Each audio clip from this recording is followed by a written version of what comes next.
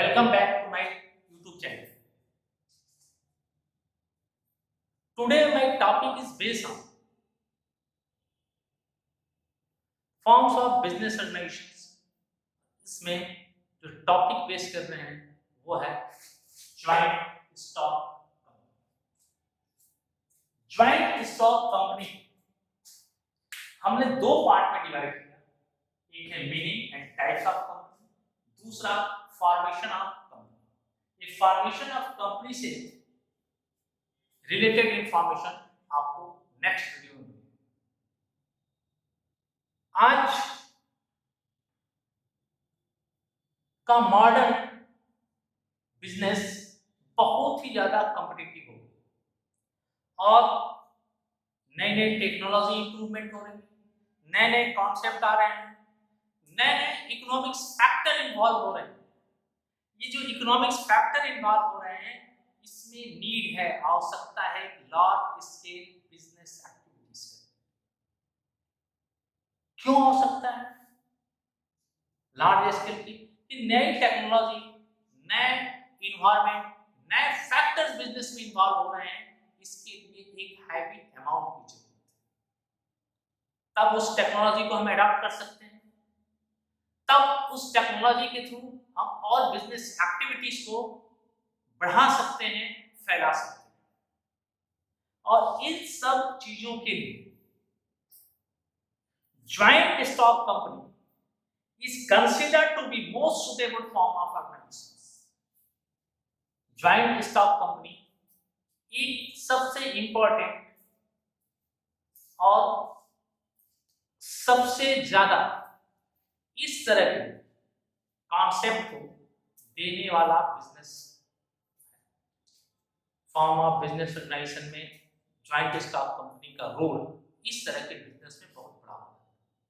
और किसी भी कंट्री के लिए लार्ज स्केल के बिजनेस एक्टिविटीज को इन्वॉल्व करना और बड़े बड़े इंडस्ट्रीज जो टेक्नोलॉजी बेस्ड हो, मॉडर्न कॉन्सेप्ट के हो और कॉम्पिटिटिव भी हो, जो अदर वर्ल्ड के अदर कंपनियों के प्रोडक्ट से कॉम्पिटिट कर सकते,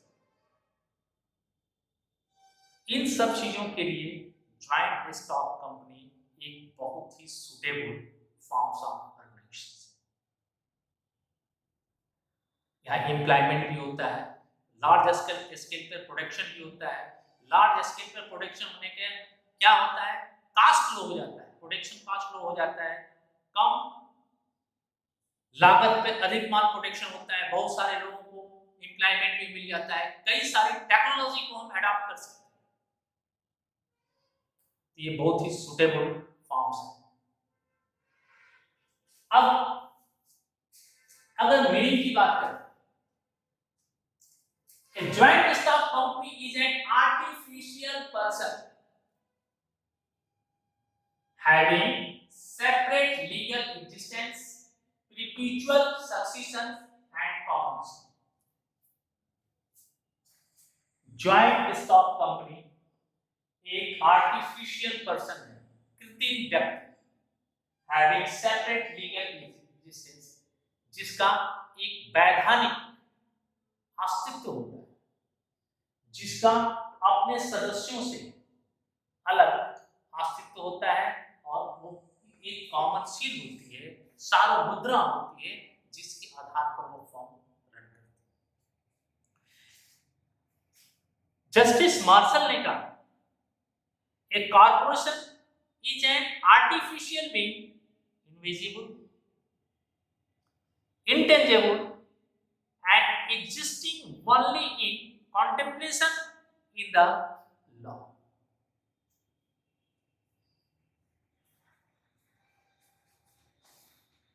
और दूसरे अगर हम डिफिनेशन की बात करें तो कह सकते हैं, ये हैने ने दिया है डिफिनेशन, लिखना चाहे लिख लें। Joint stock company is a voluntary association of individual, यानी ज्वाइंट स्टॉक कंपनी एक ऐच्छिक व्यक्तियों का संघ, किस चीज के लिए? फॉर प्रॉफिट अर्न करने। इसको लिखिए, joint stock company is a voluntary association of individual of profit having a capital into transferable share,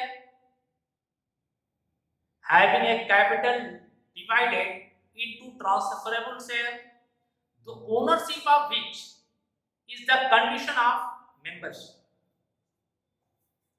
अब देखिए सर, ये इसकी मीनिंग आपको मैंने इसका समझा दिया, डिफिनेशन बता दिया। अब एक चीज समझ लीजिए कि इसका जो सेटअप फॉर्मेशन होता है, एक कंपनी एक्ट रिवाइज इन 2013 या प्रीवियस की किसी एक्ट के द्वारा जो कंपनी एस्टेब्लिश की गई है, जो कि आर्टिफिशियल हो, सेपरेट लीगल एंटिटी हो, परपेचुअल सक्सेशन हो और कॉमन सीट के द्वारा रन होती है। इसके जो शेयर होल्डर होते हैं ये इसके ओनर होते हैं, यानी अंशधारी इसके मालिक होते हैं, and they exercise an indirect control over the business. ये अप्रत्यक्ष रूप से बिजनेस को कंट्रोल करते हैं। ये अप्रत्यक्ष रूप से अगर बिजनेस को कंट्रोल करते हैं तो प्रत्यक्ष रूप से कैसे बिजनेस कंट्रोल होता है जबकि यही मालिक है? इनके द्वारा डायरेक्टर इलेक्ट किए जाते हैं, सभी शेयर होल्डरों के समूह के द्वारा डायरेक्टर इलेक्ट किए जाते हैं, जिसे हम बोर्ड ऑफ डायरेक्टर के नाम से जानते हैं। उसमें एक मैनेजिंग डायरेक्टर होता है और ये डायरेक्टली बिजनेस को कंट्रोल करते हैं।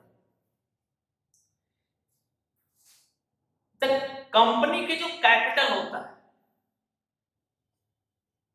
वह divide into smaller parts. Company का कैपिटल स्मॉलर पार्ट में डिवाइड होता है और इसी स्मॉलर पार्ट को हम लोग शेयर के नाम से जानते हैं। जो व्यक्ति जो शेयर लिया रहेगा वह उसमें वोट देने का राइट रखता है और इसका ट्रांसफर फ्रीली होता है। इस पर कोई कंपनी बैन नहीं लगा सकती है। पब्लिक कंपनी, प्राइवेट कंपनी में ये ट्रांसफर एक पर्सन से दूसरे पर्सन के बीच में प्राइवेटली होता है, अदरवाइज स्टॉक एक्सचेंज के थ्रू नहीं होता। लेकिन पब्लिक कंपनी में ट्रांसफरेबिलिटी फ्री। तो ये हमारा ज्वाइंट स्टॉक कंपनी, फिर मैं बोल रहा हूं joint stock company is a voluntary association of individual person of profit having a capital divided to transferable share. इसकी कैपिटल जो डिवाइड है ट्रांसफरेबल शेयर्स में है। Ownership of which is the condition of membership. तो आपके जो ये meaning है, इस मीनिंग के अंदर इसके फीचर्स हैं। ये आर्टिफिशियल पर्सन है, यानी है क्या? एक कृत्रिम वैधानिक व्यक्ति। एक कृत्रिम वैधानिक व्यक्ति है, यानी व्यक्ति तो है, वो खा नहीं सकता है, पी नहीं सकता है, लेकिन वह अपने नाम से एसेट ले सकता है, अपने नाम से एसेट रख सकता है, उसके नाम पर लायबिलिटी हो सकती है। और ये किसके नजर से देखा जाता है? आर्टिफिशियल पर्सन, कानून के नजरों से देखा जाता है, लीगल। सेपरेट लीगल एंटिटी का मतलब क्या है? सेपरेट लीगल एंटिटी का मतलब जैसे ही इसे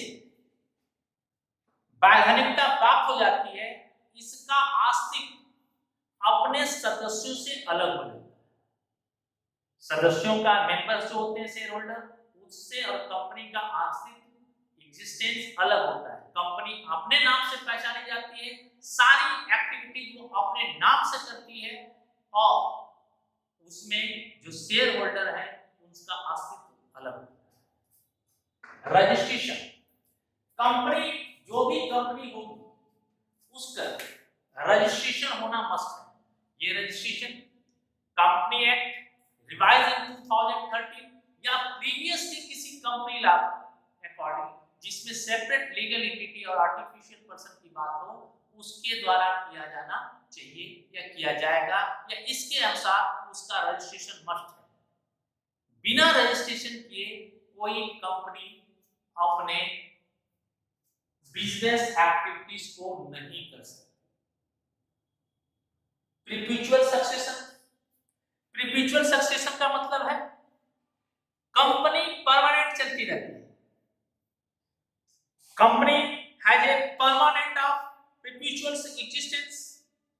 इसीलिए कहा जाता है कि किसी भी इसके मेंबर के डेथ होने या इंसॉल्वेंसी होने, या एक मेंबर दूसरी कंपनी में चला जाता है, दूसरा मेंबर किसी कंपनी में चला जाता है, इससे कंपनी के एग्जिस्टेंस पर कोई फर्क नहीं पड़ता। क्यों नहीं पड़ता? इसकी एंटिटी सेपरेट है। आपका डेथ कर गया, आप इंसॉल्वेंस हो गए, तो आपका कंपनी के साथ तो एंटिटी है, कंपनी की एंटिटी सेपरेट है, तो आप पर इसका कोई अंतर नहीं पड़ता। इसलिए कहा जाता है members may go, members may come, but the company remains forever. Members may go, members may come, but the company remains forever. Japan की एक बहुत बड़ी कंपनी थी जो जूता का व्यापार, शू का बिजनेस करती थी, सोलोमन एंड सोलोमन के असिस्टेंट। उसमें क्या हुआ कि कंपनी के सारे शेयर होल्डरों की एक मीटिंग चल रही थी। बोर्ड ऑफ डायरेक्टर और कंपनी के सारे मेंबर्स उस मीटिंग में बैठे थे। वहां पर एक बम गिरा और सारे लोग मर गए। फिर भी कंपनी चलती रही, कंपनी का अस्तित्व खत्म नहीं हुआ। इसीलिए ये परपेचुअल सक्सेशन है। कंट्रोल, कंपनी का कंट्रोल कैसे होता है? कंपनी का कंट्रोल होता है बोर्ड ऑफ डायरेक्टर। अब बोर्ड ऑफ डायरेक्टर कैसे इलेक्ट किए जाते हैं? मेंबर्स के द्वारा, जो शेयर होल्डर्स के द्वारा इनका इलेक्शन होता है। इनडायरेक्ट रूप से मेंबर्स इनका कंट्रोल करते हैं बिजनेस को, और डायरेक्ट रूप से बोर्ड ऑफ डायरेक्टर इसको ऑपरेट करते हैं। ये कंपनी के नाक, आंख और कान होते हैं, जिसके द्वारा अपनी सारी बिजनेस एक्टिविटीज को रन करती है। क्योंकि कंपनी के शेयर होल्डर्स को डे टू डे के बिजनेस एक्टिविटीज में इन्वॉल्व होने का कोई राइट नहीं। सारी कंट्रोलिंग पावर, सारे बिजनेस एक्टिविटीज जहां से रन होती है कंपनी के, जो कंपनी के नाक, आंख और कान होते हैं, वो होते हैं बोर्ड ऑफ डायरेक्टर्स। कंपनी की लायबिलिटीज जो है वह मेंबर से उतना ही होती है जितने का शेयर उसने परचेज किया। दूसरे शब्दों में ये कहें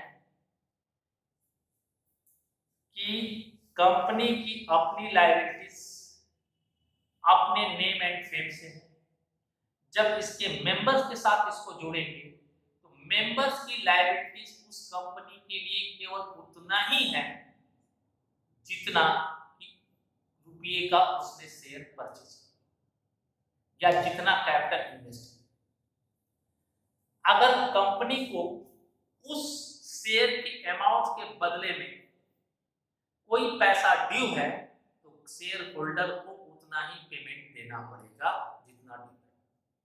अब एक मान लेते हैं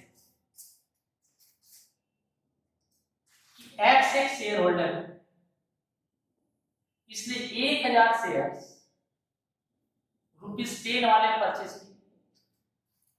इसमें से उसने ₹7 पर शेयर पेमेंट,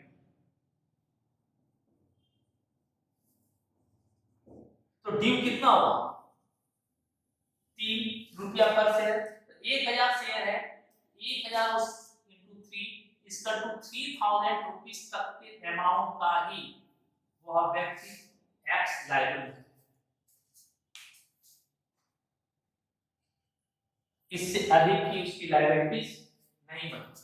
और रिस्क बेयरिंग, वो रिस्क भी मेंबर केवल 3000 रुपया जो उसके अनपेड है वहीं तक ले गया, या दूसरे शब्दों में कहें जितना रुपया उसने कैपिटल में इन्वेस्ट किया है मेंबर्स ने उतना ही तक उसका रिस्क है, उसके अधिक का रिस्क उसमें नहीं है।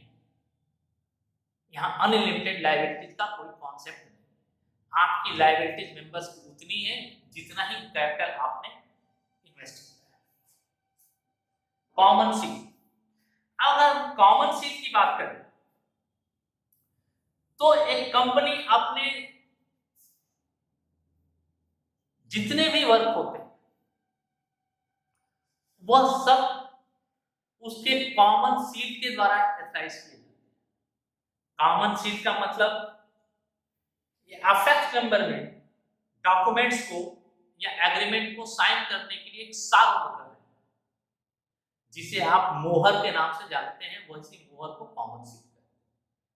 और जो व्यक्ति उस समय एथराइज होगा वह उस पर साइन करेगा, तो वो कंपनी के द्वारा किया गया वर्क माना जाएगा। कभी कभी दो कंडीशन इसमें है, कंपनी कॉमन सील रखकर भी अपने बिजनेस को रन कर सकती है, कभी कभी कंपनी के पास वो कॉमन सील नहीं होता, तब जो पर्सन साइनिंग अथॉरिटी के लिए, डॉक्यूमेंट पर साइनिंग अथॉरिटी के लिए एथराइज होगा, कहां से एथराइज होगा, वो होगा बोर्ड ऑफ डायरेक्टर्स। जो पर्सन उस डॉक्यूमेंट पर साइन करने के लिए बोर्ड ऑफ डायरेक्टर्स से एथराइज होगा, वह उस साइन के द्वारा कंपनी के कॉन्ट्रैक्ट को क्रिएट करेगा, और तब कंपनी के द्वारा किया गया कार्य उसके साइन के बाद उस वर्क की, उस बिजनेस एक्टिविटीज को कंपनी द्वारा किया गया कॉन्ट्रैक्ट माना जाएगा, कंपनी के द्वारा क्रिएशन कॉन्ट्रैक्ट होगा और वो बिजनेस एक्टिविटीज आगे चलेगी। Transfer of shares, transfer of share, कोई भी कंपनी अपने शेयर को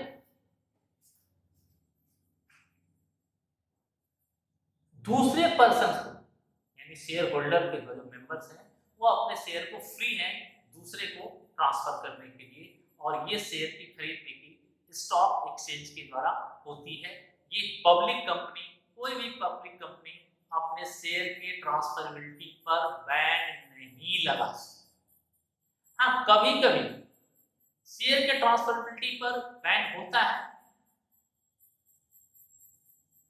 तब जब कंपनी किसी कंडीशन के अंदर ऐसे शेयर अपने कर्मचारियों को इशू करती, तब 1 साल या 12 महीने 9 महीने के लिए उस पर बैन लगता है, लेकिन पूरी तरह से उसके ट्रांसफरेबिलिटी पर बैन नहीं लगता। इसे स्विप शेयर कर, ये आपके फीचर है। Artificial person, separate legal entity, registration must be in Company Act 2013 or any previous law. Perpetual successions controlled by board of director, liabilities, risk bearing, common seal and transfer of shares। इसकी merit क्या है? तो सबसे बड़ी इसकी merit है limited liability. Members की liabilities limited होती है, कहां तक लिमिटेड होती है, जितना कैपिटल उसने इन्वेस्टमेंट किया, मींस जितने रुपए का उसने शेयर परचेज किया वहीं तक उसकी लायबिलिटी है, उसके ऊपर उसकी कोई लायबिलिटीज नहीं। ट्रांसफर ऑफ इंटरेस्ट, अपना इंटरेस्ट दूसरे को ट्रांसफर कर सकता है, स्टॉक एक्सचेंज में अपने शेयर को बेच और खरीद भी सकता है।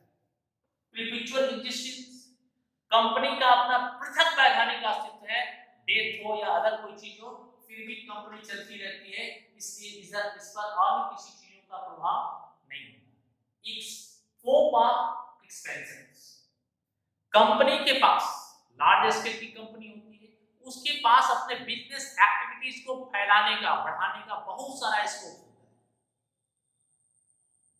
और उस स्कोप को मैंने पहले ही मीनिंग में ही समझाया था। ये स्कोप केवल लार्ज स्केल पर बिजनेस करने के लिए, नेशनल एंड इंटरनेशनल लेवल पर बिजनेस करने के लिए ये ज्वाइंट स्टॉक कंपनी के द्वारा ही पॉसिबल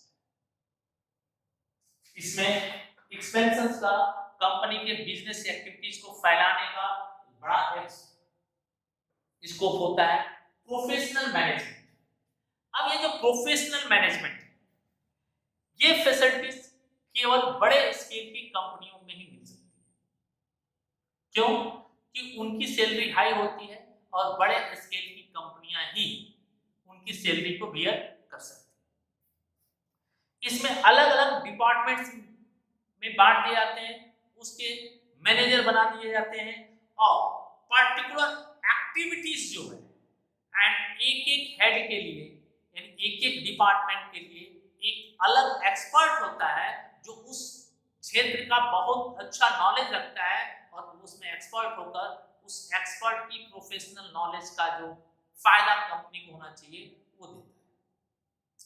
कोई भी कंपनी जब मैनेजमेंट की बात करती है तो वो स्पेशलाइज्ड एक्सपीरियंस जो पर्सनल बेस पे होते हैं, वह अपने इतने पावर में होते हैं, कोई भी डिसीजन जब तुरंत कोई भी डिसीजन लेना होता है तो वो डिसीजन को ले सकते हैं और एक्टिविटीज के द्वारा कंपनी को बहुत ज्यादा बेनिफिट देते हैं। जबकि छोटे स्केल की जो बिजनेस फॉर्म्स है वह इसका बेनिफिट नहीं उठाते।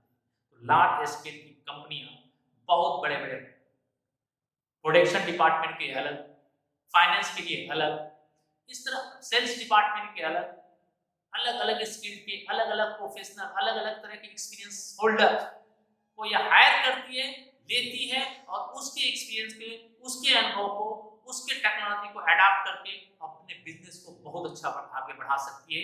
लेकिन ये वर्क, ये चीज केवल बड़े स्तर की कंपनियां ही कर पाएंगी, छोटे स्तर के बिजनेस ऑर्गेनाइजेशंस इसको बियर नहीं कर सकते। तो ये इसकी सबसे बड़ी मीनिंग है। लिमिटेशन क्या है? इसके फॉर्मेशन में बहुत सारे लीगल एक्टिविटीज किए जाते हैं, बहुत सारे लीगल एक्टिविटीज की रिक्वायरमेंट होती है। जब फॉर्मेशन पढ़ाएंगे तो इसमें इस चीज पर डिस्कस करेंगे। लैक ऑफ सीक्रेसी, इसकी जो सीक्रेट चीजें हैं वो बाहर आ जाती है। Lack of secrecy in personal work environment, जो वर्क इन्वायरमेंट होता है इम्पर्सनल होता है, व्यक्तिगत कुछ नहीं होता, वो एक पॉलिसी ऑर्गेनाइजेशनल बेस पर चलता है, इसलिए इसकी लिमिटेशन है impersonal work environment. Numerous regulations, इस कंपनी को चलाने के लिए बहुत सारी वैधानिक प्रक्रियाओं को अपनाना पड़ता है, उसके बाद ही हम इसको रेगुलेट कर सकते हैं। Delay of decision making, decision लेने में जब तक मीटिंग नहीं होगी, बोर्ड ऑफ डायरेक्टर की मीटिंग नहीं होगी, वो पास नहीं होगा, कोरम नहीं पूरा होगा, तब तक जो डिसीजन है, अगर कोई नया इंप्रूवमेंट है तो वो आप अपने ऑर्गेनाइजेशन में एप्लीकेबल नहीं कर सकते हैं। तो डिसीजन मेकिंग में डिले होता है। मैनेजमेंट जो वो सेल्फ का होता है, उसकी अपनी कंपनी नहीं होती, उसका अपना इंटरेस्ट तो होता नहीं है, वो तो हायर किया हुआ व्यक्ति होता है, तो अपने वर्क के अकॉर्डिंग ही वर्क करता है, उसका पर्सनल इंटरेस्ट इसमें नहीं है। Conflict of in interest, company में जितने हैं, मैनेजमेंट का एम्प्लॉय ज्यादा सैलरी चाहता है, गवर्नमेंट चाहती है हम ज्यादा टैक्स, मैनेजमेंट चाहता है कि हम ज्यादा प्रॉफिट करें, हम ज्यादा शेयर होल्डर हो जाता है कि ज्यादा हमें डिविडेंड्स मिले, तो इन सभी के बीच में एक कॉन्फ्लिक्ट क्रिएट होता है। ये इसकी लिमिटेशन। पढ़िएगा बुक्स, और कोई पॉइंट कहीं से भी अगर आपको कोई डाउट या कहीं से कोई क्वेश्चन आपके माइंड में अराइज होता है तो तुरंत हमें कमेंट करिएगा या रिंग करिएगा, इमीडिएट मैं उसको सॉल्व करूंगा। अब आइए types of company, 1% company, private company, public company. 1% company under section 2 subsection 62 company act 2013 revise in 2013, इस एक्ट के द्वारा 1% कंपनी के कॉन्सेप्ट को जोड़ा, यानी एक व्यक्ति की कंपनी, केवल एक ही व्यक्ति उस कंपनी में हो सकता है, और वो भी जो इंडियन सिटीजन हो। इंडियन सिटीजन्स का यहाँ मेंबर्स क्या मतलब है, जो प्रीवियस कैलेंडर ईयर में कम से कम 182 डेज इंडिया में, और एक व्यक्ति की कंपनी है, इसे अपने नाम के आगे 1% कंपनी लगानी पड़ेगी। इसकी थ्रेशोल्ड लिमिट 50 लाख है, इससे ऊपर ये थ्रेशोल्ड लिमिट ही नहीं जा सकती। अगर टर्नओवर इसका 2 करोड़ रुपए से अधिक है तो फिर ये 1% कंपनी ना होके पब्लिक कंपनी के रूप में कन्वर्ट हो जाए। एक व्यक्ति एक समय में केवल एक ही कंपनी में रह सकता है। अगर एक व्यक्ति 2 कंपनियों का एक समय में रहता है तो 180 दिन के अंदर कोई एक कंपनी चुननी होगी, दूसरी कंपनी से वो बाहर हो जाए। कोई भी माइनर इस कंपनी में जो है मेंबर नहीं बन सकता। कोई भी माइनर इस कंपनी में मेंबर नहीं सकता, और ये non banking financial investment activities में कंपनी अपने बिजनेस को रन नहीं कर सकती, इंक्लूडिंग इन्वेस्टमेंट। अगर वो इन्वेस्टमेंट इन सिक्योरिटीज किसी अदर कॉर्पोरेट बॉडी में करने का ऑब्जेक्ट से बिजनेस को करना चाहती है तो वो भी व्यक्ति इस 1% कंपनी के थ्रू इस तरह के बिजनेस को नहीं कर सकता। और इसकी लिमिट्स जो है इसी क्राइटेरिया के अंदर चलेगी। अगर ये लिमिट क्रॉस होती है तो फिर वो 1% कंपनी के रूप में वर्क नहीं कर सकती। अब प्राइवेट कंपनी क्या है? ऐसी कंपनी जिसे अपने नाम के आगे प्राइवेट लिमिटेड वर्ड लगाना हो, और ये मेंबर्स के शेयर को ट्रांसफर करने के लिए रिस्ट्रिक्ट करती है, यानी कोई भी मेंबर अपने शेयर को दूसरे को बेच थ्रू स्टॉक एक्सचेंज नहीं कर सकता। अगर कोई कंपनी जनरल पब्लिक के द्वारा अपने कंपनी में पैसा डिमांड नहीं कर सकती, प्रॉस्पेक्टस इशू नहीं कर सकती, इसकी minimum capital, paid up capital 1 lakh होनी चाहिए, और ये अपना बिजनेस अपने मेंबर्स के द्वारा ही करते हैं। इसके लिए कम से कम 2 डायरेक्टर का होना जरूरी है। मिनिमम इसके 200 व्यक्ति इसके मेंबर हो सकते हैं। पब्लिक कंपनी एक्ट में कहा गया है पब्लिक कंपनी वह है जो प्राइवेट कंपनी नहीं है, और पब्लिक कंपनी वो है जो प्राइवेट कंपनी नहीं है। तो अकॉर्डिंग टू कंपनी एक्ट कोई भी पब्लिक कंपनी की minimum paid up capital 5 lakh होनी चाहिए, उससे अधिक जितना चाहे हो सकता है। इस पर जो है वो टाइम टू टाइम डिसाइड होता है। इसमें कम से कम 7 मेंबर होने चाहिए। प्राइवेट कंपनी में मिनिमम कितने मेंबर होने चाहिए? 2। पब्लिक कंपनी में मिनिमम 7 मेंबर होने चाहिए। अभी मैं इसको अलग अलग रूप से इसके डिफरेंट कर देता हूं। ये अपने शेयर के ट्रांसफरेबिलिटी पर कोई रिस्ट्रिक्शन नहीं लगा सकते, और ये कंपनी प्रॉस्पेक्टस इशू करके जनरल पब्लिक से कैपिटल कलेक्ट कर सकती है, जबकि private company capital collect general public में प्रॉस्पेक्टस इशू करके नहीं कर सकती। अब अगर हम बात करें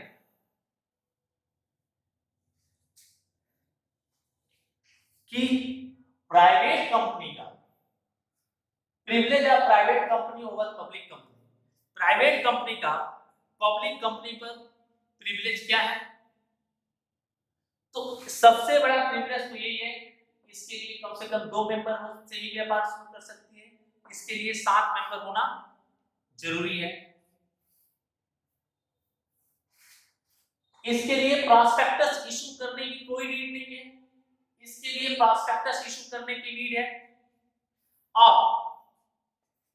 मिनिमम सब्सक्रिप्शन की रिक्वायरमेंट नहीं है, यहां मिनिमम सब्सक्रिप्शन की रिक्वायरमेंट है।